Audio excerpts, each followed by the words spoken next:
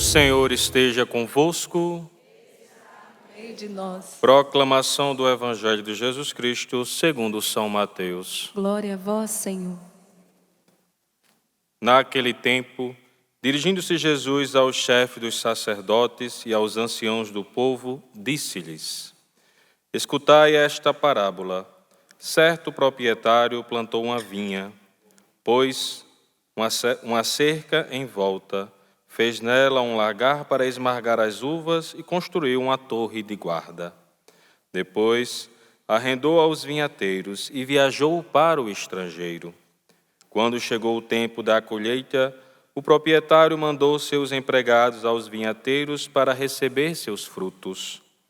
Os vinhateiros, porém, agarraram os empregados, espancaram um, mataram a outro, e ao terceiro apedrejaram. O proprietário mandou de novo outros empregados, em maior número do que os primeiros. Mas eles os trataram da mesma forma. Finalmente, o proprietário enviou-lhes o seu filho, pensando: ao meu filho eles vão respeitar. Os vinhateiros, porém, ao verem o filho, disseram entre si: Este é o herdeiro, vinde, vamos matá-lo e tomar posse de sua herança. Então, agarraram o filho, jogaram-no para fora da vinha e o mataram. Pois bem, quando o dono da vinha voltar, que fará com esses vinhateiros? Os sumos sacerdotes e os anciãos do povo responderam: Com certeza, mandará matar de modo violento esses perversos e arrendará a vinha a outros vinhateiros, que lhes entregarão os frutos no tempo certo. Então Jesus lhe disse: Vós nunca leste nas Escrituras: a pedra que os construtores rejeitaram tornou-se a pedra angular. Isto foi feito pelo Senhor, e é maravilhoso aos nossos olhos? Por isso eu vos digo, o reino de Deus vos será tirado e será entregue a um povo que produzirá frutos. Os sumos sacerdotes e fariseus ouviram as parábolas de Jesus e compreenderam que estavam falando deles.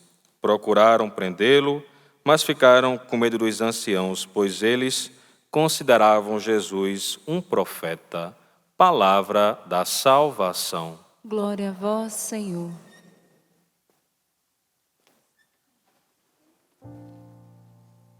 Lembrai sempre as maravilhas do Senhor.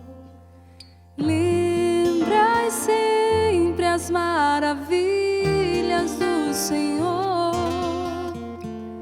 Lembrai sempre as maravilhas do Senhor. Lembrai sempre as maravilhas do Senhor. Meus queridos irmãos e irmãs, você que está aqui no santuário, quem nos acompanha em casa também, pela TV Canção Nova, pelo Sistema Canção Nova de Comunicação, quero saber quem veio para o acampamento, levanta a mão. Aquela ali veio, tá até com a mala ali, né? Chegou agora? Tá vindo de onde? Campos do Jordão, que legal. E nessa mala aí, tem muita coisa? Deus abençoe, bem-vinda, viu? Quem mais que veio para o acampamento? Desculpa, a mala me chamou a atenção. Ah, que bom, sejam bem-vindas, meninas, os rapazes também que vieram, Deus abençoe. Veio algum casal? Tem algum casal que vai participar? Pode levantar a mão, o homem também, vai levantar. Que bom, sejam bem-vindos. Tem ali os jovenzinhos também, que vêm com a família. Muito bom, você que está em casa acompanhando também, a gente sabe que mesmo quando o santuário não está lotado, a nossa responsabilidade é grande, que tem milhares de pessoas acompanhando, né? Veja bem, eu nem vou adentrar tanto hoje, uma vez que nós estamos no espaço litúrgico da missa, eu nem vou adentrar tanto hoje na realidade, na temática própria da cura da alma feminina, etc. Eu já escrevi um livro sobre isso, né, em 2018, chamado A Cura da Alma Feminina, que trabalha de maneira sistemática as virtudes próprias da feminilidade na Bíblia, também na psicologia feminina, também fala bastante de cura interior. Mas como nós estamos na missa, eu não vou adentrar tanto nisso, eu vou me ater mais ao Evangelho, que vai falar muito conosco. Gente, esse Evangelho é um daqueles evangelhos que mexem com a gente, deixam a gente assim meio, sabe, meio confuso no bom sentido da palavra, meio de cabeça para baixo. Às vezes a palavra de Deus, ela faz isso com a gente, né? Ela mexe com a gente, ela nos deixa de cabeça para baixo, ela nos chacoalha. E veja bem, quem aqui já ouviu a história de José do Egito? Levanta a mão. Eu acho que até você que não levantou a mão, talvez você já ouviu e não está lembrado, que é uma história muito famosa. Primeira leitura de hoje, né? O que aconteceu? José do Egito foi um erro do pai, obviamente, né? A gente hoje, modernamente, com acesso à informação, a gente vê que é inevitável a mãe ou o pai ter afeição mais com o filho do que para com o outro, mas tem que tentar não ficar mostrando isso, não ficar falando isso, né? Mas antigamente não tinha esses filtros, né? Então, José era o filho que nasceu na velhice. E o seu pai gostava muito dele. Gostava muito, que era Jacó. E ele teve um sonho uma vez, que os irmãos se dobravam diante dele, e ele, criança, inocente, partilhou com os irmãos. O pai mandou tecer para ele uma túnica de um pano completo, assim, uma peça só, né, que na época era sinal de muita predileção, de muito afeto. Então os irmãos, vejam bem, eram 12 irmãos, né, ali que começaram as 12 tribos de Israel. É bem interessante, nós precisamos entender isso, porque se nós não entendemos isso, a gente não entende a Bíblia e não entende o cristianismo. Porque esse povo são os herdeiros das promessas até chegar em Jesus Cristo e começar o cristianismo, né? Então, eles com inveja do seu irmão, eles decidiram matar o irmão. Nós vimos na primeira leitura. Eu tenho certeza aqui que todo mundo prestou bastante atenção na primeira leitura. Eu estou achando que vou até descer com o microfone aqui e fazer pergunta sobre a primeira leitura. O que vocês acham? Esse povo do Rio Grande do Norte não é de dormir na hora da leitura não, né, diácono? O que o senhor me diz? Tô de olho, hein? Mas eu tenho certeza que todo mundo prestou bastante atenção. A gente viu que os irmãos com inveja, né, de José, decidiram matá-lo, mas um outro irmão falou, não vamos matar não, vamos jogar aqui na cisterna, que era um poço sem água, né? Depois viram a caravana, né, dos ismaelitas e decidiram vender o irmão como escravo. E o que motivou isso? O que motivou isso? Defina numa palavra. Eu sei que é sexta-feira à noite, né? Todo mundo cansado. Mas a Bruna não vale, que ela é missionária, mas tudo bem. Ela já soprou e assoprou bem. Inveja. Eles fizeram isso por quê? Por inveja. E está escrito no livro de sabedoria que foi pela inveja do diabo que a morte entrou no mundo.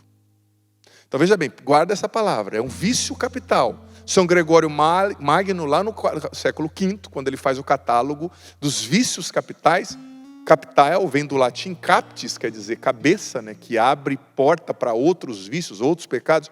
Ele enumerou a inveja como um vício capital, um pecado capital. Então o que aconteceu no Evangelho?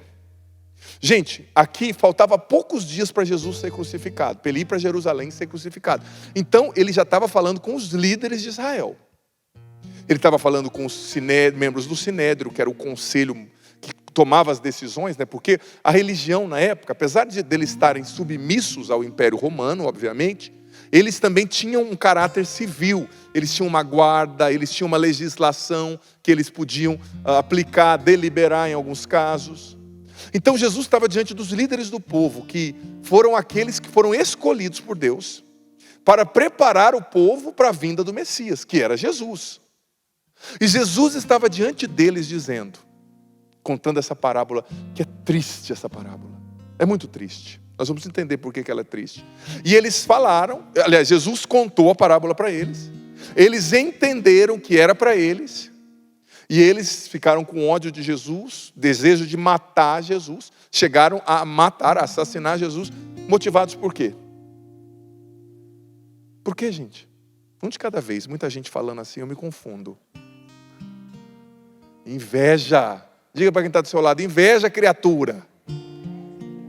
Isso, diga para ele assim, não vai dormir na missa do padre. Estou de olho. Mas por inveja, gente. Você que está em casa não está vendo a cara do povo aqui, tá? Então não repara de eu estar brincando, é que eu estou olhando aqui para a cara desse povo na sexta-feira à noite, né? Mas foi por inveja. O Evangelho de Marcos diz que foi por inveja dos fariseus, dos judeus que Jesus foi morto. Claro, a gente entende que não foi a inveja que matou, porque se a sua inveja de um ser humano for forte para matar Deus, né? Ninguém matou Jesus, ele se entregou. Mas, humanamente falando, dentro da relação de causalidade ali, a inveja dos fariseus motivou, né?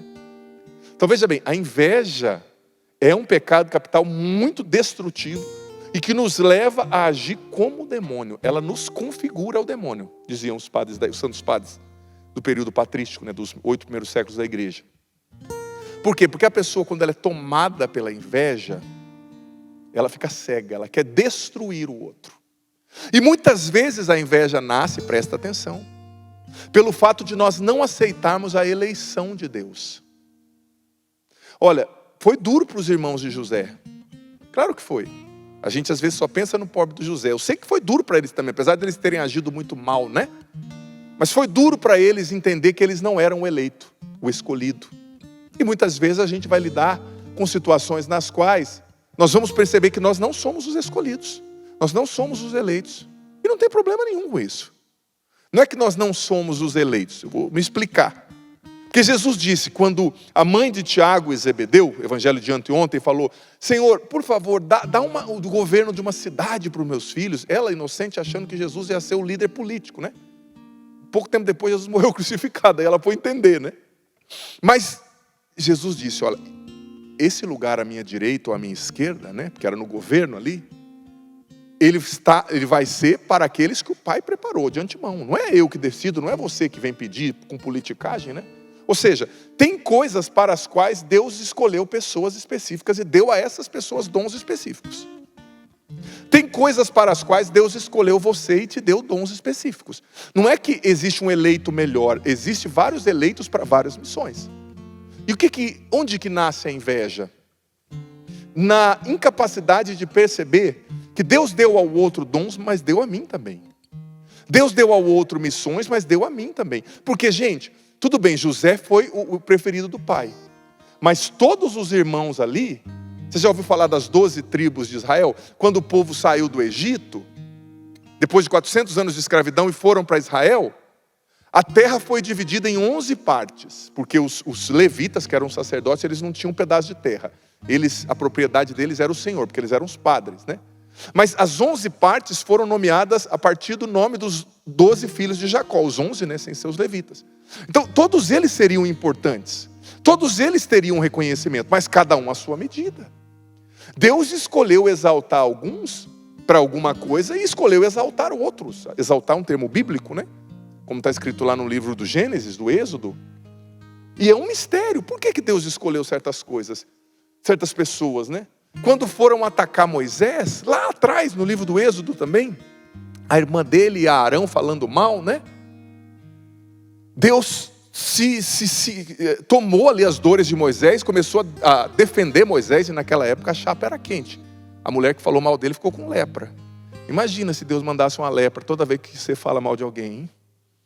Primeiro que ia cair em nós ia ser a língua, né? Porque a lepra faz o negócio cair, né? Ah, língua grande, né? Mas Deus defendeu Moisés e ele disse, Deus disse para Miriam e para Arão: Moisés é o homem mais humilde da terra. Então por que Deus exaltou Moisés? Porque ele era humilde.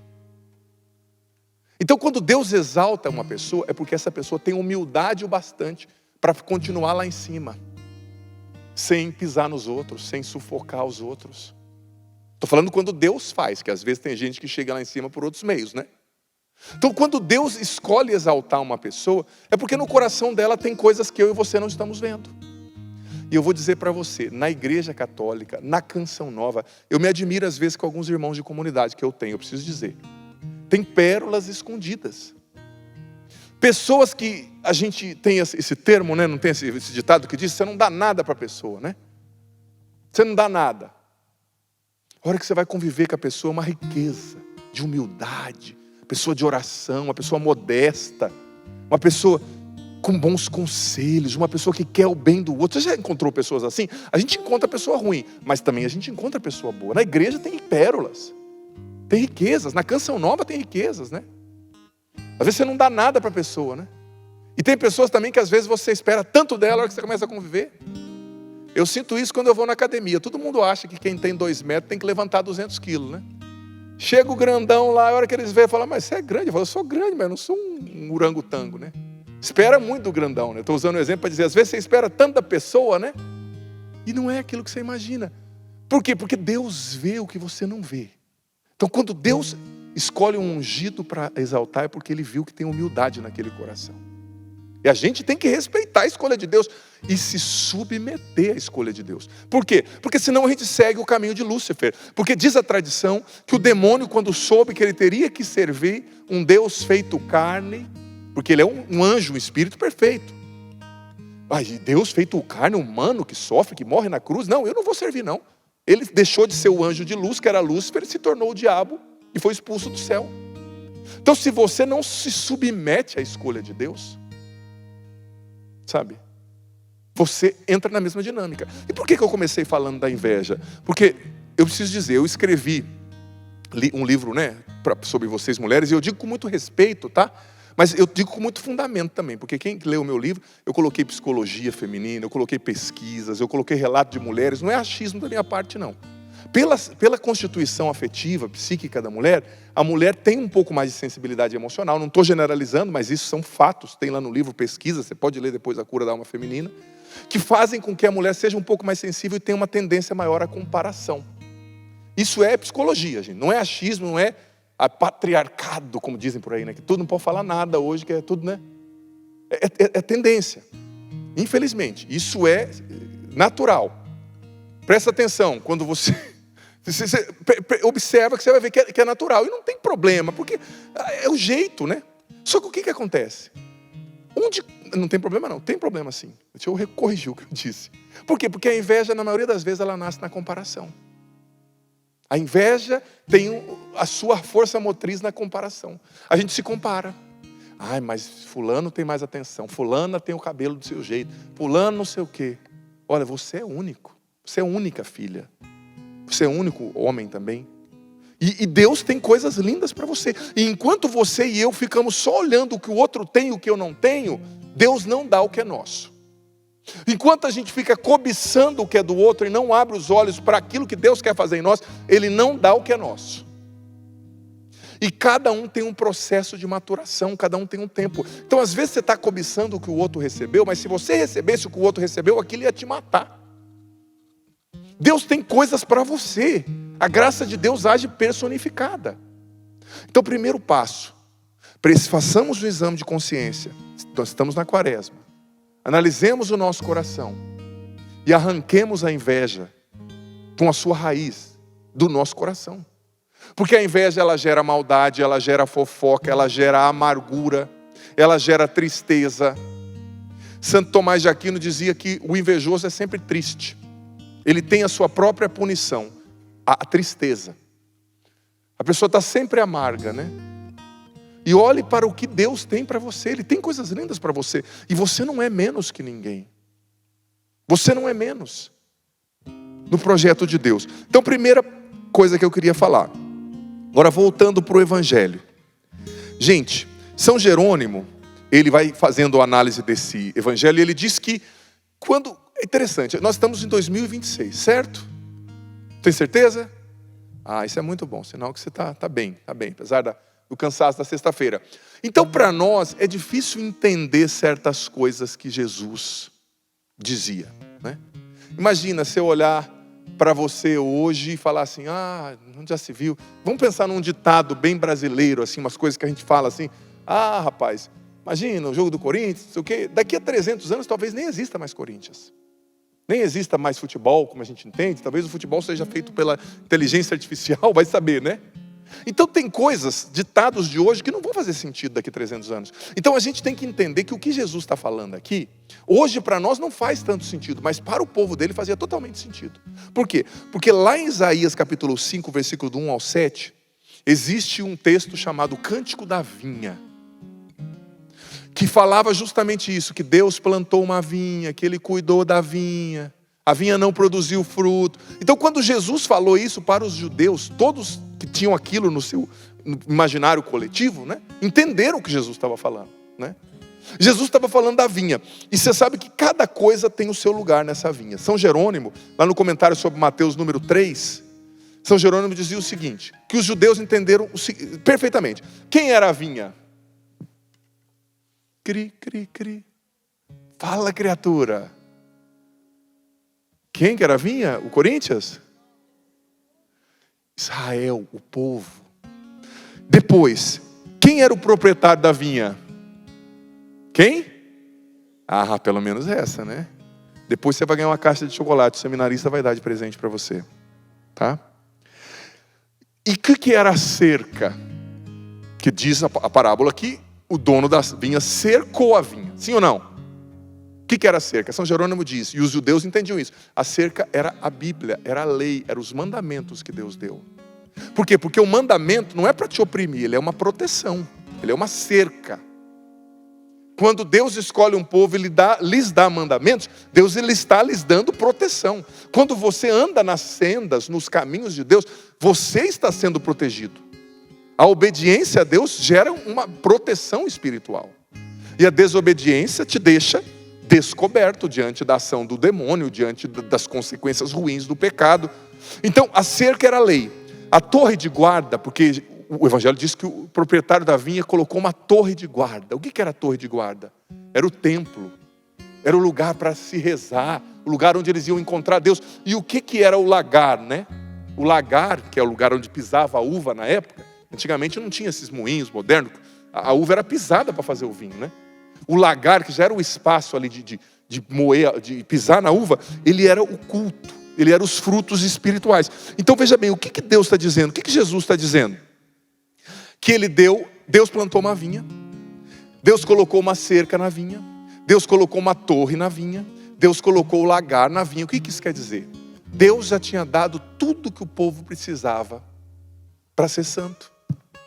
Deus já tinha dado tudo que o povo precisava para ser fiel, para produzir frutos.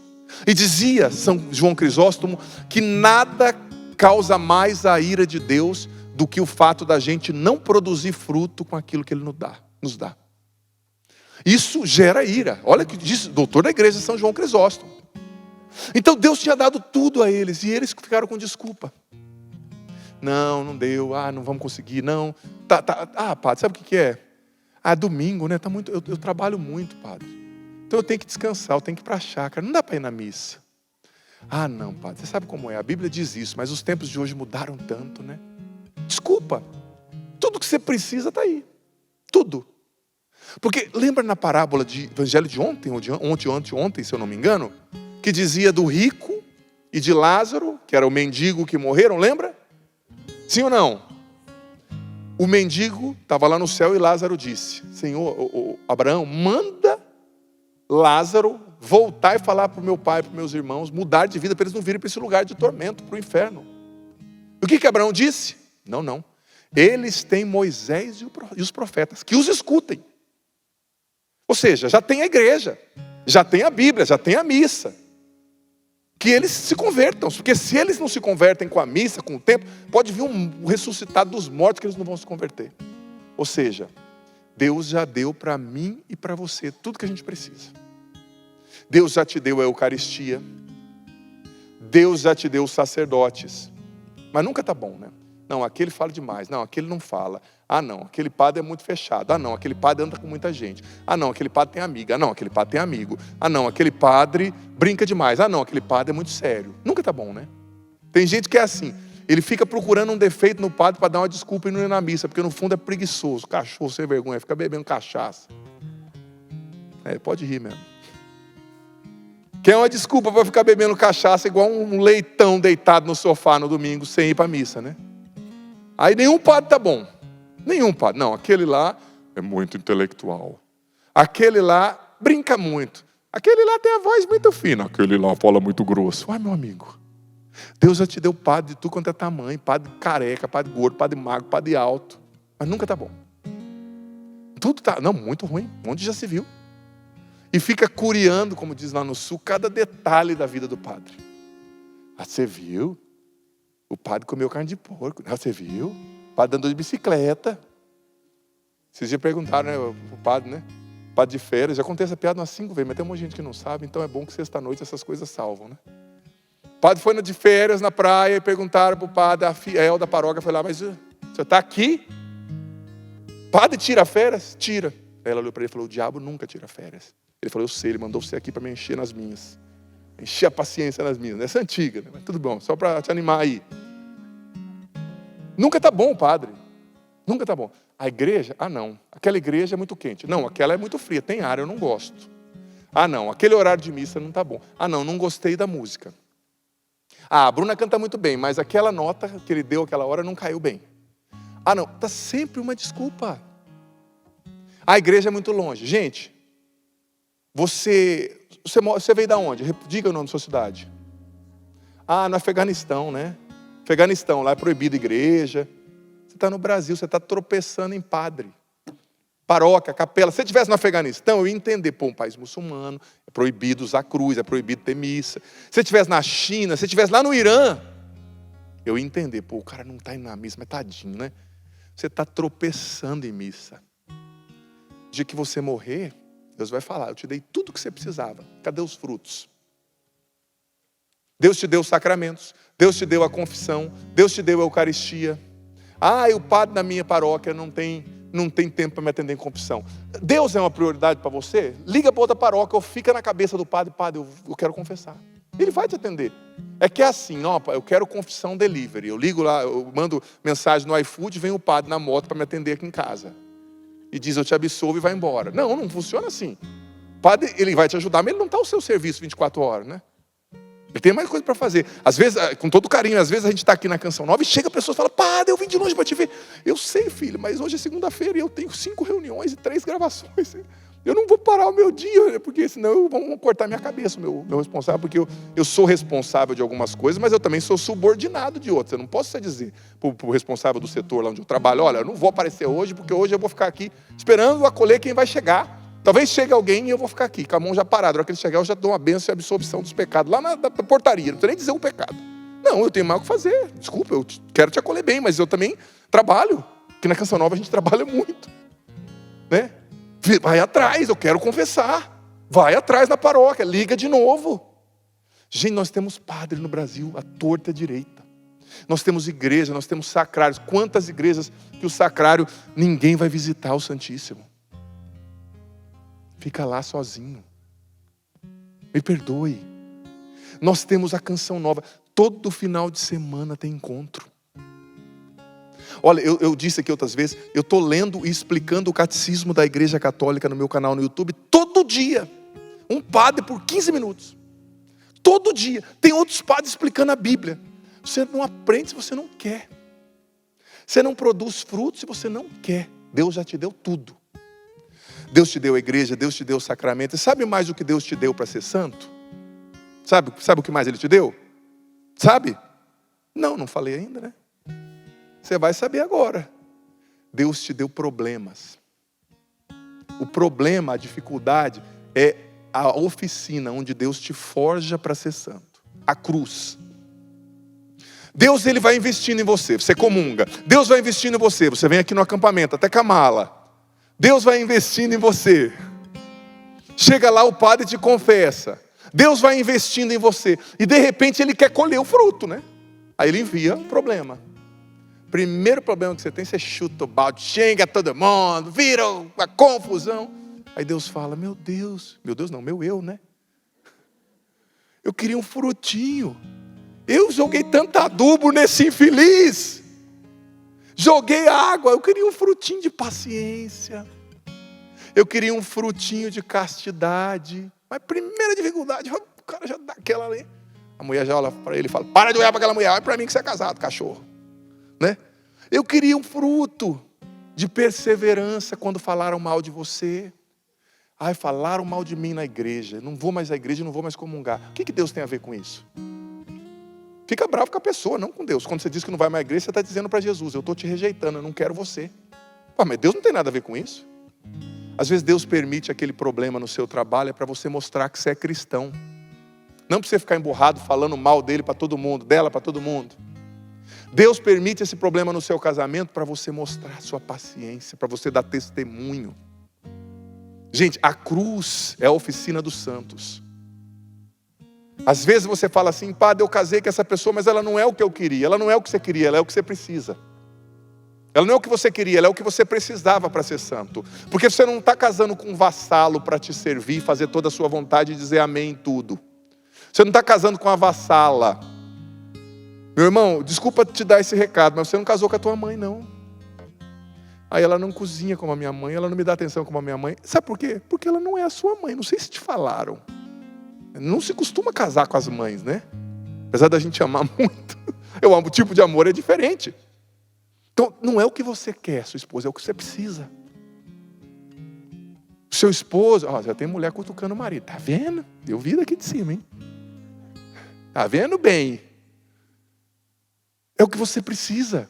Então Deus deu a igreja, Deus deu os sacramentos, Deus deu os sacerdotes, Deus deu a Bíblia, Deus deu os sacerdotes que explicam o catecismo, Deus dá os sofrimentos, permite, os sofrimentos, permite as situações, porque Ele quer fruto. Fidelidade, santidade, paciência, caridade, generosidade. Gente, Deus nos dá tanto, tanto, tanto, tanto. E Ele quer que nós sejamos generosos. Deus te dá tanto, aí de repente Ele te investe em você, te dá demais. Aí, de repente Ele coloca uma pessoa que precisa de algo. Você foi lá, colocou aquele negócio que aumenta a unha, sei lá como é que chama, colocou um negócio lá na sua sobrancelha. Tá difícil hoje em dia, viu? Esse dia um rapaz buscou atendimento e falou: padre, eu estou decepcionado. Eu falei: por quê, filho? Mas estou namorando, eu descobri a boca dela não é dela, a unha não é dela, a sobrancelha não é dela, ela também usa uma cinta lá, a barriga não é dela. Padre, eu estou sendo enganado. Falei: que isso, filho? Calma, vamos rezar aqui, deixa o padre fazer uma oração por você. Tá difícil os tempos de hoje. E ele é complicado. Mas enfim, isso é assunto para outro momento, né? Vamos deixar essa reflexão para outro momento. É complicado. Deus te dá tudo. Te dá o que você precisa. Só que Ele quer fruto. Estamos na quaresma. Quais frutos você e eu demos nessa quaresma? Desculpa, voltando à reflexão, que eu me perdi. Voltando. Então Deus te deu tudo. Você tem isso para alongar suas unhas, você tem roupa, você tem aquilo outro. Aí de repente chega uma prima, uma amiga, uma vizinha que você vê que não tem nada. A essa hora que Deus está falando, fruto. Te dei 5 camisas. Você não pode dar uma camiseta, uma calça, alguma coisa que essas mulheres usam, né? Não sei todo o nome dessas indumentárias todas. Não pode dar para outra, não pode emprestar. Não, onde já se viu. Às vezes é irmã, né? Acontece muito isso com irmãs. Tenho 2, não vou entrar mais no detalhe, que elas assistem a Canção Nova, né? Hoje já são adultas, né? Mas eu cresci com as 2 lá em casa, então eu via. E em outras coisas, Deus nos dá tanto, e na hora da gente fazer uma caridade, doar uma cesta básica, Deus quer fruto, filho. E Ele não está acusando você e eu. Por quê? Porque o dono da vinha vai pedir conta. A gente tem que ter temor de Deus. O dia que nós morrermos, nós vamos prestar conta da nossa vida. Nós vamos prestar conta dos frutos que demos ou não demos. Nós vamos prestar conta. Então veja bem, essa parábola mostra a paciência de Deus de um lado, né? Porque eles mataram os profetas. Zacarias foi morto no templo, Jeremias perseguido, quase morto, Isaías martirizado, matando os profetas, e Deus teve paciência. De repente mandaram o filho. Salmo 119 ou 118 diz que a pedra que os pedreiros rejeitaram se tornou a pedra angular, né? Mataram o filho fora da vinha. Isso é um sinal de que Jesus ia ser morto fora da cidade, né? No Monte Calvário. Só que depois Deus tirou a vinha deles. E veja bem, isso é muito sério. Se nós não produzimos fruto, Deus não vai abandonar o seu plano. Ele só vai mudar os administradores. Se aquela comunidade, se aquela paróquia, não vou não salvar ninguém, não vou preocupar com ninguém, Deus vai tirar e vai dar para outro. O que Deus tem para mim e para você, Ele tem para mim e para você. Só que se nós formos preguiçosos, Ele vai dar para outro. Ele vai passar para outro simplesmente. E uma última reflexão, que eu acho que é muito pertinente aqui. Uma coisa que a gente tem que ter consciência é que nós precisamos lutar contra o pecado, contra o mal, na raiz. Porque você percebeu a progressão do mal, né? Como que começou? Eles bateram nos profetas. Eles espancaram outros. Depois eles mataram outros pregados, que são o símbolo dos profetas, né? Depois eles mataram o filho. O que isso quer dizer? Que as sementes ruins no nosso coração, a inveja, a maldade, a gente tem que aprender a arrancar pela raiz. Porque senão o mal vai progredindo. Está escrito no Salmo, feliz é quem na lei do Senhor Deus vai progredindo. E também a gente pode criar uma antítese para isso. Infeliz é quem na lei do Senhor Deus vai regredindo. Por quê? Existem 3 dimensões. Pecado, transgressão, iniquidade. O que é pecado? É um deslize. do grego hamartia, ou hamartios, errar o alvo. É um deslize. O que é a transgressão? É um deslize um pouco mais constante. Você sabe que Deus te pediu para seguir aquela lei e você transgride de maneira mais constante. Não é um deslize, é um deslize que dura mais. E o que é a iniquidade? A iniquidade já é a obstinação no mal. A pessoa que decidiu o mal, decidiu fazer o mal, incorporou o errado como certo, persevera no mal e a consciência da pessoa nem mais a acusa de que o errado é errado. Por quê? Porque há uma progressão. Quantas pessoas a gente vê que estão no pecado, na maldade, no assassinato, na corrupção, nem sabe.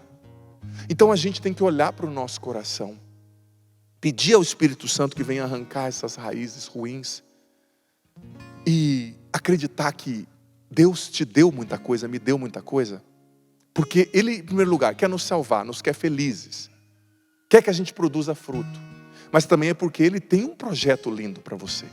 Ele tem um projeto, um plano de felicidade, de salvação para mim e para você. Deus não quer o nosso mal. Veja bem, por que Jesus estava falando com aqueles fariseus que eram tão obstinados no mal, que estavam tão no pecado? Porque Jesus ainda tinha esperança de os salvar. No fundo, Jesus tinha esperança de salvar aqueles homens, de mudar a vida deles, de que eles se abrissem à salvação. Por quê? Porque o plano era para eles. Deus tem planos para você. Talvez tem gente que está aqui hoje, ou em casa, que não é muito de igreja, né? Talvez você veio com a sua esposa aqui porque ela ficou fazendo ameaças, que eu não vou falar aqui porque tem criança assistindo, né? Ou umas ameaças aí mais de cunho pessoal, outras mais assim gerais. Talvez você não é uma pessoa da igreja, assim, ai Jesus, esse papo de padre. Mas vou dizer para você, Deus tem um projeto para a sua vida. Deus tem um projeto único para você, um sonho de felicidade, como diz o profeta Jeremias, né? Capítulo 29. E se você se abrir, os frutos vão ser maravilhosos. Se você se abrir, a vinha é para você. A vinha era para o povo de Israel, gente. E era uma vinha pronta. Era uma vinha com, como eu digo, lagar. Era uma vinha com torre de guarda. Era uma vinha com cerca. Quem já plantou, teve uma horta, sabe o que eu estou falando.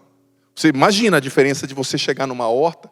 Uma pessoa fala, eu vou te dar uma horta. Você chega lá, só tem a terra cheia de mato, né? Aquele lá no sul, eles falam colonhão, né? Mas imagina se alguém te dá uma horta toda plantadinha, cercadinha, já tem alface, já tem tomate, irrigada. Pô, é diferente, sim ou não? A vinha já está aí, Deus te deu. Ele quer que você simplesmente siga no trilho do que Ele preparou para você. Amém? Vamos ficar em pé? Eu vou repetir essa frase de São João Crisóstomo.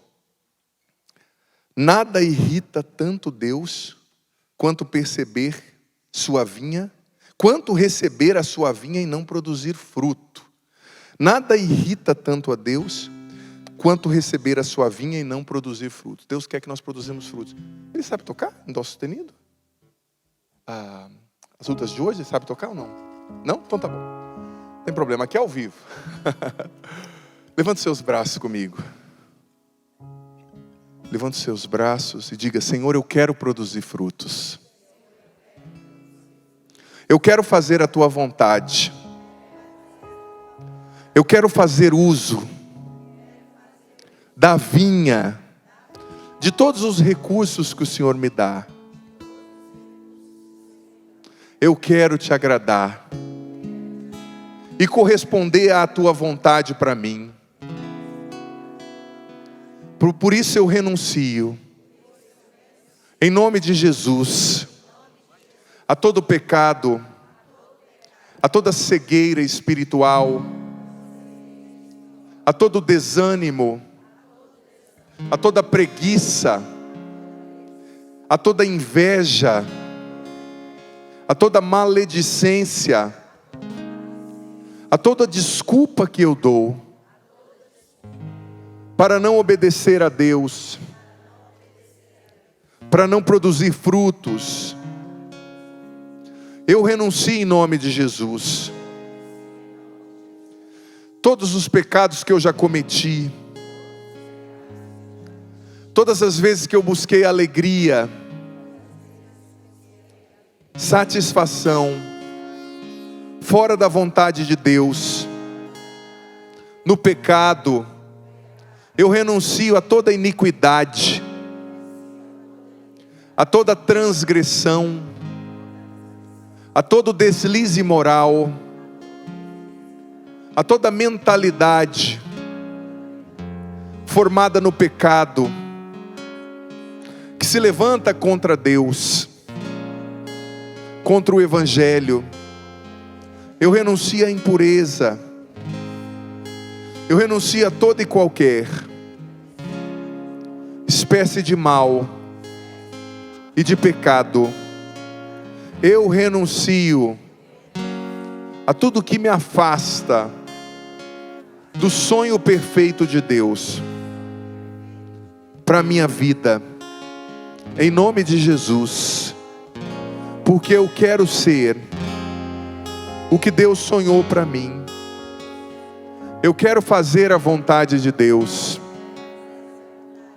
Eu quero ser uma bênção. Eu quero aproveitar a vinha, os sacramentos, a igreja. Eu quero ser o que Deus quer. Eu quero agir segundo a vontade de Deus, sem me importar com a opinião dos outros, com aquilo que ficou para trás. Eu quero verdadeiramente produzir frutos e ser digno da escolha de Deus. Eu quero me afastar de tudo que desagrada a Deus. Por isso eu te peço, me ajuda, Espírito Santo. Vem batizar a minha mente, vem inundar o meu coração, vem me dar um novo desejo do céu. Me tira do pecado. Vem me convencer, Espírito Santo. Vem me encher com a tua graça. Vem falar ao meu coração.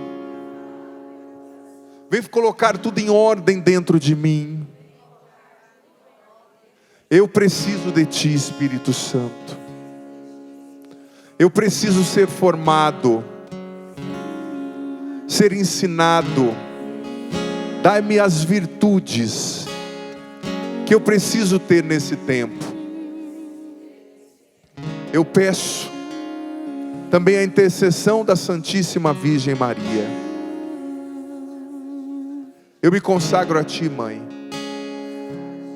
e peço que a Senhora me cubra com o seu manto. A Senhora que é a esposa do Espírito Santo, interceda para que eu seja cheio do Espírito Santo.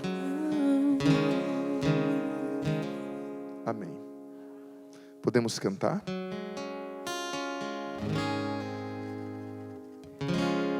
Teus olhos ainda não viram, teus ouvidos não ouviram, nem o teu coração imaginou tudo o que preparei para ti.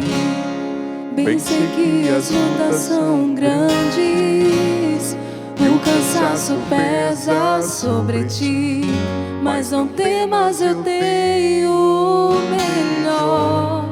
Tenha fé e eu te levantarei. As lutas de hoje, as lutas de hoje Serão esquecidas, e a minha glória brilhará sobre ti, é o que Deus diz. Minha glória brilhará sobre ti. Coloca a mão no teu coração, escuta isso. Filho, estou te formando. Filho, estou te moldando e te formando. Por isso às vezes dói. Por isso às vezes dói. Às vezes dói. Às vezes dói.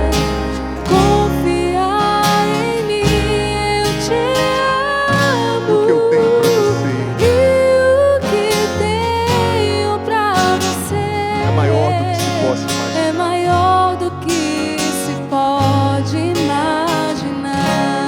Coloca a mão no teu coração assim. Isso, essa música diz desse plano, desse projeto de Deus para nós. Feche os seus olhos agora. Escuta essa mensagem. Teus olhos ainda não viram, teus ouvidos não ouviram, nem o teu coração imaginou tudo que eu preparei para ti. Eu sei que as lutas são grandes, o cansaço pesa sobre ti, mas não temas, eu tenho o melhor. Tenha fé e eu te levantarei. As lutas de hoje serão esquecidas e a minha glória brilhará sobre ti.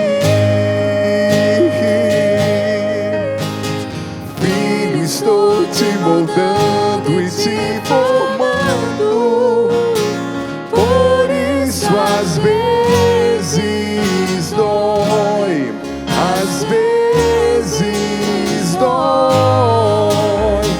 Confia em mim, eu te amo, e o que eu tenho pra você é maior do que se pode imaginar.